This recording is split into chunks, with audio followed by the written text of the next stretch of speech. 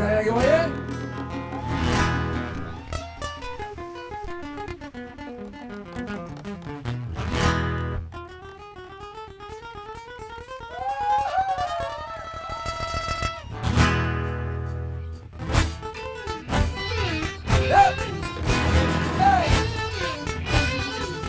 Selamat tepuk tangannya.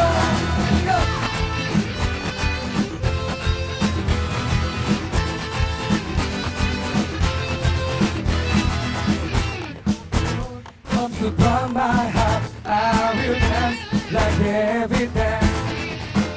The spirit of the Lord comes upon my heart. I will dance like every dance. I will dance, I will dance, I will dance like every dance. I will dance, I will dance, I will dance like every dance.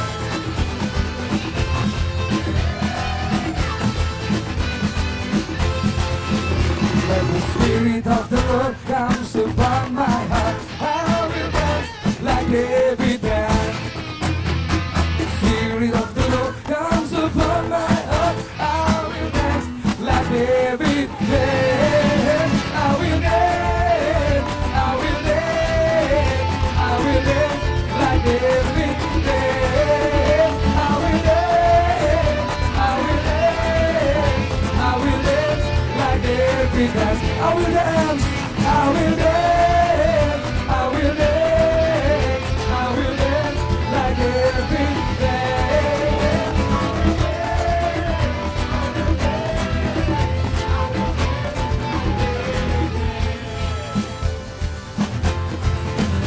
Semua tepuk tangan seperti itu.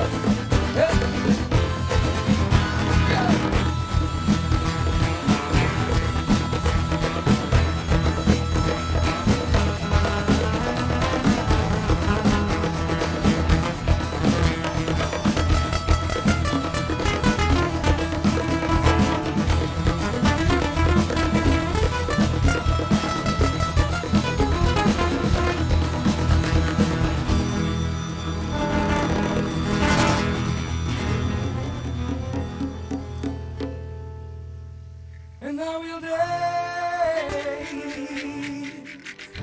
I will dance, I will dance like every dance. I will dance, I will dance, I will dance like David.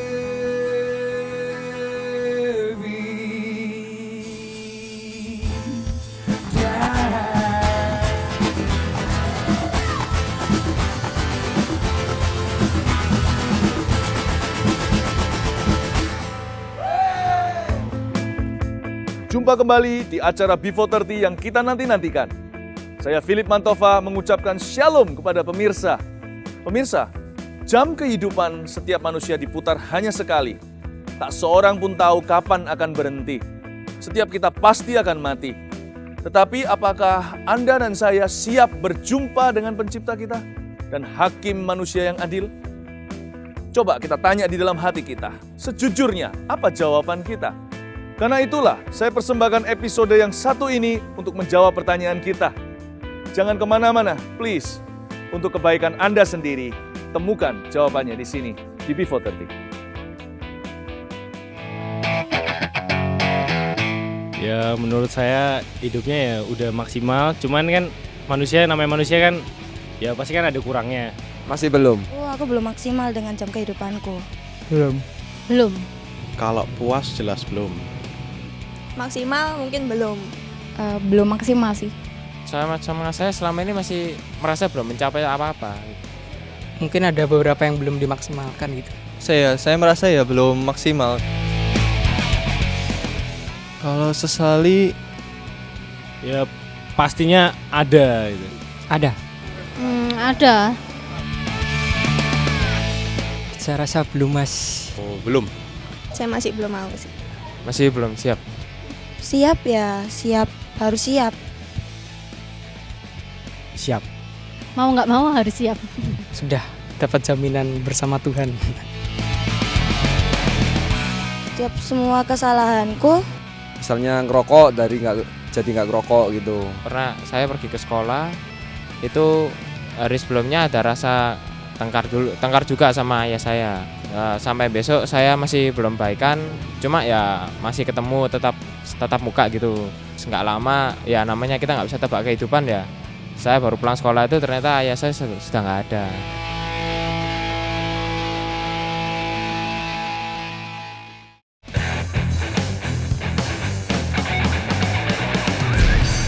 Mari kita sekarang dengarkan apa yang Yesus katakan tentang kehidupan manusia yang sementara ini. Yohanes pasal 3, perhatikan ini ayat 1. Adalah seorang Farisi yang bernama Nikodemus, seorang pemimpin agama Yahudi. Coba katakan bersama dengan saya, pemimpin agama. Lewat ayat pertama ini kita tahu Yesus bertemu seorang pemimpin agama. Saudara, andai kata agama bisa menyelamatkan manusia, orang tidak lagi perlu datang ke Yesus tanya apa itu keselamatan jiwanya. Sadarkah Anda bahwa agama tidak menyelamatkan kita, apapun agama itu. Namun bertobat dan menerima Yesus sebagai Tuhan yang akan membuat kita dilahirkan kembali oleh Allah dari dalam diri kita. Ayat 2, Nikodemus ini, pemimpin agama ini, datang pada waktu malam kepada Yesus. Orang berbondong-bondong datang untuk berjumpa dengan Yesus. Tak terkecuali Nikodemus, seorang pemimpin agama, seseorang yang saleh sekalipun. Tidak ada orang saleh di dunia ini, semua orang berdosa yang mencari Allah yang hidup. Ia datang pada waktu malam pada Yesus. Dan ia berkata, Rabi atau guru, kami tahu, perhatikan ini, guru, kami tahu, saudara tahu keselamatan tidak bisa dipelajari. Keselamatan tidak bisa dipelajari dengan Anda mempelajari suatu norma-norma agama. Tidak bisa menyelamatkan, tidak bisa menyuci dosa kita. Kalau kita menganggap Yesus hanya sebagai guru, tidak lebih dari guru agama kita, maka tidak akan ada kuasa Roh Kudus, tidak akan ada kuasa Allah dalam kehidupan kita. Bahkan tidak ada kehidupan kekal. Nikodemus berkata, guru, kami tahu keselamatan bukan untuk diketahui, sebab Allah menyembunyikan keselamatan dari mata orang-orang yang menganggap dirinya bijak. Tapi orang yang betul-betul merasa dirinya membutuhkan Tuhan, merasa dirinya adalah orang berdosa, kepada orang seperti itu Allah menyatakan keselamatan itu. Keselamatan bukan sebuah pengetahuan yang dipelajari. Keselamatan adalah sebuah pengalaman hidup berjumpa dengan Yesus. Keselamatan adalah sebuah pengalaman sekali dalam kehidupan kita, di mana kita berkata, Yesus, ini aku orang berdosa, selamatkan aku. Penuhi aku dengan Roh Kudus-Mu Tuhan. Sembuhkan hidupku, penuhi aku dengan Roh Kudus-Mu. Dan ketika saat itu Allah memberikan sebuah pengalaman dari sorga. Itu yang disebut bertobatlah, kerajaan sorga sudah dekat. Rabi, kami tahu bahwa engkau datang sebagai guru yang diutus Allah. Sebab tidak ada seorang pun yang dapat mengadakan tanda-tanda yang kau adakan itu jika Allah tidak menyertainya. Kita tidak mungkin bisa memahami Tuhan dengan rasio kita. Seperti Nikodemus mencoba berusaha untuk memahami, mengenal Tuhan lewat rasionya. Oh Tuhanku, bila ku terpesona merenungkan ciptaanmu semua. Kusaksikan bintang guru angkasa, tanda kebesaranmu di dunia. Kami memuji kebesaranmu. Ajaib Tuhan, ajaib Tuhan. Kami memuji kebesaranmu. Ajaib Tuhan, ajaib Tuhan. Manusia, belajar rendah hati. Kita semua harus belajar rendah hati, hai orang berdosa. Karena otak kita paling besar pun cuma seukuran genggam tangan. Mencoba memahami Allah, pencipta manusia dan alam semesta. Jangankan memahami penciptanya, memahami ciptaannya, bintang guru angkasa pun kita tidak bisa. Bagaimana kita bisa mengenal Allah? Bagaimana kita bisa mengenal keselamatannya? Bagaimana kita bisa mengenal rencananya di dalam hidup kita? Kita butuh Yesus beritahu kita, dialah jalan. Kita butuh Roh Kudus di dalam kita untuk kita bisa mengenal Allah dari dalam. Yesus menjawab ayat 3, katanya, Aku berkata kepadamu, sesungguhnya jika seorang tidak dilahirkan kembali, ia tidak dapat melihat kerajaan Allah. Yesus sedang berkata apa di sini? Nikodemus, bukan dengan cara rasio Nikodemus, kau harus alami sendiri karya Roh Kudusku. Yesus berkata, kamu harus dilahirkan kembali. Kamu harus dilahirkan kembali supaya dapat melihat kerajaan Allah. Yesus sedang menunjuk kepada karya Roh Kudus dalam kehidupan Nikodemus. Kau tidak bisa memahaminya dengan rasiomu sendiri. Biarkan Roh Allah memberimu sebuah pengalaman. Biarkan Roh Allah yang berbicara ke dalam hidupmu. Ayat 4, kata Nikodemus kepadanya, bagaimanakah mungkin seorang dilahirkan kalau dia sudah tua? Dapatkah ia masuk kembali ke dalam rahim ibunya dan dilahirkan? Saudara perhatikan ayat 4 ini, Nikodemus kembali pakai rasionya. Tuhan, saya tanya ya Yesus. Kata Yesus, aku harus dilahirkan kembali. Caranya gimana? Apakah aku perlu masuk ke dalam rahim ibuku lagi? Nikodemus adalah seorang yang tidak bisa melihat kerajaan sorga. Seperti banyak di antara kita yang nggak bisa melihat kerajaan sorga dalam kehidupannya. Bukan hanya nggak percaya ada sorga, bukan hanya nggak percaya ada neraka. Kita nggak percaya bahwa ada Allah yang besar dalam kehidupan kita, yang sanggup bicara sama kita, yang sanggup jamah kita, yang sanggup jawab kita, yang sanggup hadir. Kita cuma melihat hidup tak lebih dari sebuah jam dinding. Kita cuma melihat hidup kita dari happy birthday to you, happy birthday to you. Kita ulang setiap tahun, namanya ulang tahun, kita rayakan. Tapi kita tidak bisa percaya kalau ada rencana lebih besar di hidup ini daripada lahir, sekolah, bekerja, menikah, punya anak, punya cucu, nikmati dunia, mati. Itulah jam kehidupan manusia. Yesus sedang bicara sama Nikodemus. Nikodemus, ada sebuah kehidupan yang lebih besar daripada kehidupan yang telah kau kenal, yaitu kehidupan dari Allah.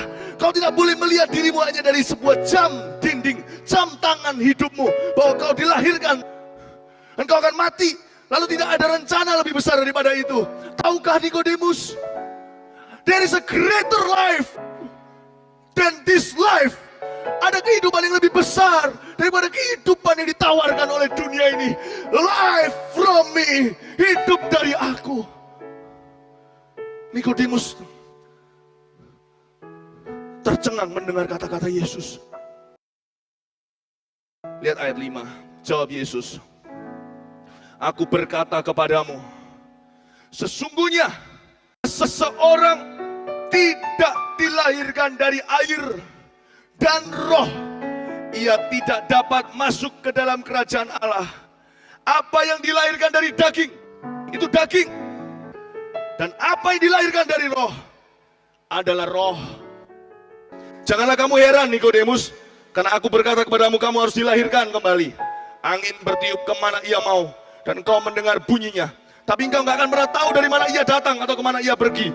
Demikianlah halnya dengan tiap-tiap orang yang lahir dari roh. Pekerjaan Roh Kudus itu nggak bisa kita atur. Sehingga ketika hati kita diketuk oleh Tuhan, ya ini saatnya. Cepatlah ambil kesempatan itu. Dan buka hatimu untuk Roh Kudus bekerja.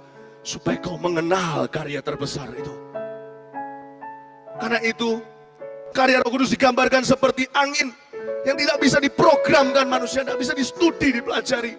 Tapi manusia harus mengalaminya sendiri. Katakan mengalaminya sendiri. Katakan kanan kirinya, mengalaminya sendiri. Ayat 9. Nikodemus menjawab katanya, bagaimanakah mungkin hal itu terjadi Tuhan? Aku masih belum mengerti Tuhan. Jawab Yesus, Nikodemus, engkau adalah pengajar Israel. Masa engkau tidak mengerti hal-hal itu? Kita baca satu ayat terakhir bersama-sama. Ayat 5. Kita baca bersama-sama. 2, 3. Jawab Yesus, aku berkata kepadamu, sesungguhnya jika seorang tidak dilahirkan dari air dan roh, ia tidak dapat masuk ke dalam kerajaan Allah. Saudara dengarkan saya. Satu-satunya cara kita mengenal Allah adalah dengan bertobat dan menerima Yesus sebagai Tuhan. Dan Tuhan ini, yaitu Tuhan Yesus ini, akan menuntun kita kepada air dan roh. Katakan air dan roh. Apa maksudnya? Saya menerima Yesus ketika mendengarkan sebuah khotbah tentang keselamatan. Padahal saya adalah orang yang sangat keras. Saya orang yang sangat menentang Tuhan. Dosa saya dari A sampai Z. Dan rasanya saya tidak mungkin bisa bebas. Tapi ketika saya lari ke depan, meresponi panggilan Tuhan. Saya melihat terang.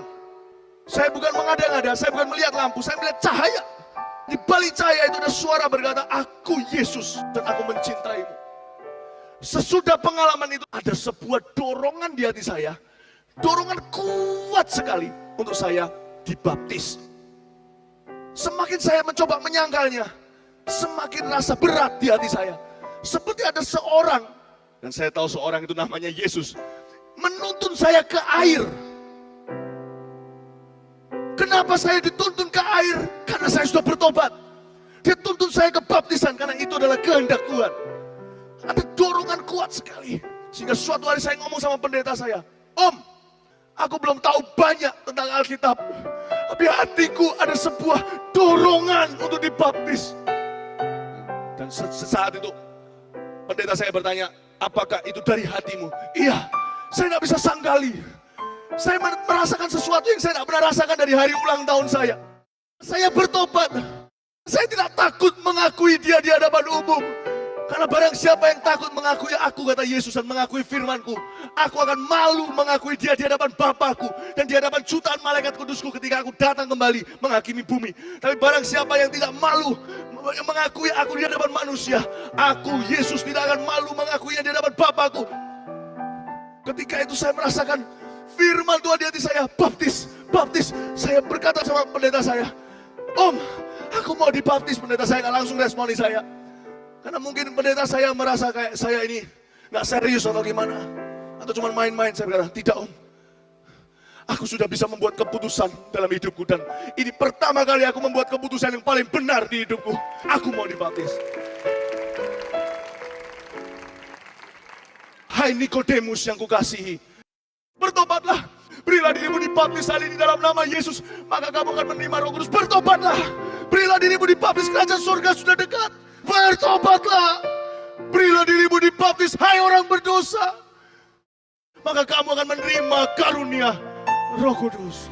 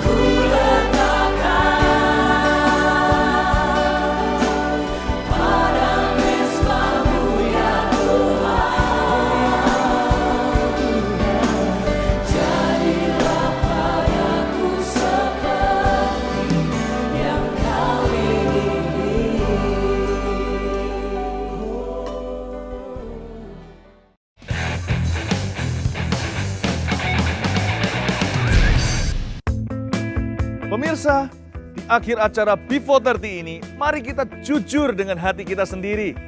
Siapa di antara kita yang takut mati? Siapa tidak pasti akan kematian? Saya ajak kita langsung menemukan jawabannya dari Tuhan Yesus yang bangkit dari antara orang-orang mati. Mari kita berdoa bersama-sama. Tutup mata Anda, ikuti saya berdoa, percayalah dengan segenap hati, Tuhan akan memberimu jawabannya. Katakan, Tuhan Yesus, saya belum yakin, saya masih penuh dengan keraguan. Tapi hari ini, saya serahkan ketidakpercayaan saya dan keraguan saya kepadamu. Berikan kepada saya keyakinan akan kehidupan selama-lamanya. Setiap saat saya siap untuk berjumpa dengan Engkau. Sebab Yesus sudah ampuni dosa saya. Dan saya terima pengampunan Tuhan, kasih Tuhan, janji Tuhan. Dalam nama Tuhan Yesus, amin. Mulai hari ini, hidupilah setiap hari sebagai anugerah. Setiap pagi adalah kado dari Tuhan. Setiap malam dipenuhi dengan rasa syukur bahwa Tuhan masih mengizinkan kita melakukan sesuatu di hidup ini. Mulai hari ini, jadilah anak Tuhan. Tuhan Yesus memberkati. Sampai jumpa di episode berikutnya.